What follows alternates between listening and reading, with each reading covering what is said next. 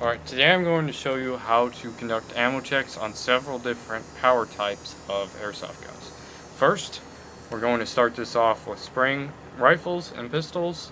Uh, they, the process is the same on both, just a little bit different anatomy. Here I've obviously got a spring pistol.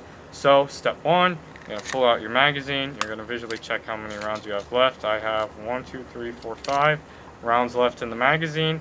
And then you're going to pull back the slide on the pistol or the bolt on the rifle a little bit and feel if you feel the same resistance that you feel if you're re-racking around like you usually are.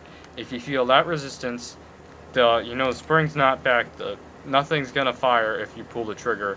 But if you feel less resistance, um, unlike I do now,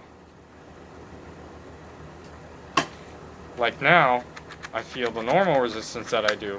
You know that there is maybe around in the chamber if you conduct the process of what you put around the chamber, but don't have the spring back. You can have around the chamber, but you know that the spring's not back. So if you pull the trigger, no matter what, the weapon won't fire until you pull back the slide. Alright, next is going to be gas non-blowbacks. This is very simple. This applies to gas or CO2. The weapon just has to be non-blowback. So, or double action. So all you have to do is take the magazine out, inspect how many rounds you have left. Like, very easy. I have 1, 2, 3, 4, 5, 6, 7 rounds. One of them popped out. I had 8. And then just reinsert the magazine. And that's it. This applies to both rifles and pistols. Now for gas or CO2 blowbacks, process is going to be just a little bit more complex. So you're going to take out your magazine, usually inspect how many rounds you have left in your magazine, and then all you have to do is pull back your slide a little bit or all the way. If the magazine's out, you can do it all the way. And while keeping your gun down, like pointed downward, that way your BB doesn't fall out. Check and see if you can see the BB in the chamber. Should be pretty easy to see unless you're using black BBs. Even then, it should be pretty easy. If you see the BB in there, obviously you're going to know that you have a round in the chamber. And then as for gas, if you see, this pistol is out of gas right now. If you see the hammer down, but you see a round in the chamber and rounds in the magazine, that probably means that it's out of gas. Good way to check the gas is you put your thumb on like the little gas tab right here, and I forget what it's called, but it's where the hammer hits the this to activate the gas. So you press it a little bit and see if you hear like a little pop from the gas or release of the gas.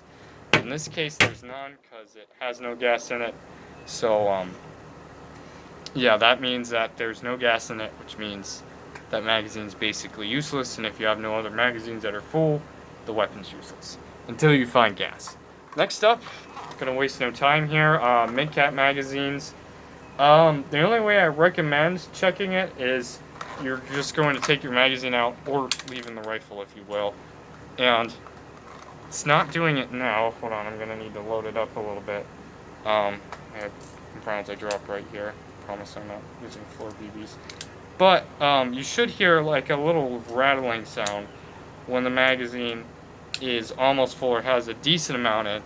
Or sometimes, depending on your magazine, you'll hear nothing at all.